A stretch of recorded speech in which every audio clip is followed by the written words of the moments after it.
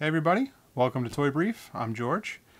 Today I'm going to be talking about Guardians of the Galaxy. I got a couple of sets of the mini figures. I don't know what scale this is supposed to be because I don't really care.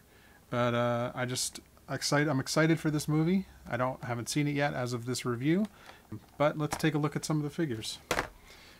Basically, the ones I'm really excited about, as I'm sure a lot of fans are the Groot and the Rocket Raccoon.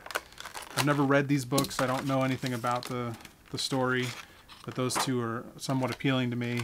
I've recently bought a Rocket Raccoon comic book.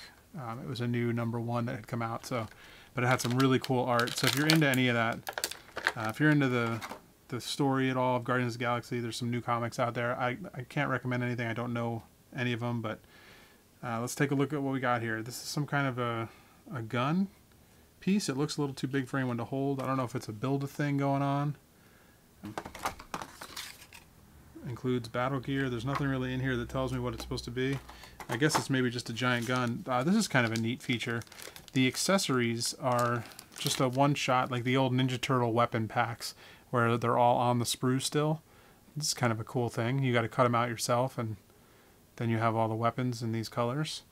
It looks like on the back, this projectile might actually fire, or maybe it just fits in and you flick it kind of fire. But I don't really know if he's supposed to hold this as a weapon because it's way too large for his hand.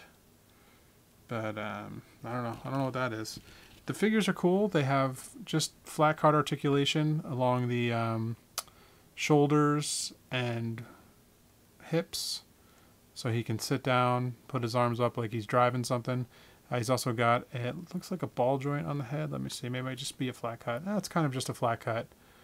You can pop the head off, but it's actually a pretty decent likeness for the size of the figure. Sculpting's kind of cool. It's got a lot of detail in there. I mean, you could see the texture in his pant legs. I'm guessing these are probably just shrunk down from some other scale. Let's see, the girl's name is Gamora, I think. Yeah, Gamora is pretty cool. Paint's not terrible for this size. Actually, I think I got one of the larger Star-Lords from the Marvel Legends line, and the paint's actually better on the face on this tiny one than it is on the face on the larger one for the 7-inch figure. These tiny ones are great because you can fit a lot of them on a shelf. That's kind of something I look for these days. They stand generally pretty well. I mean, even just real quick, that one's already standing.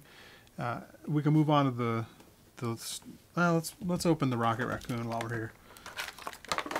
Okay, so Rocket Raccoon and Groot are in the same pack. I believe they're some kind of friends in the movie, so they generally get paired together from what I've seen. Again, I haven't seen the movie yet, so I don't really know much about these guys.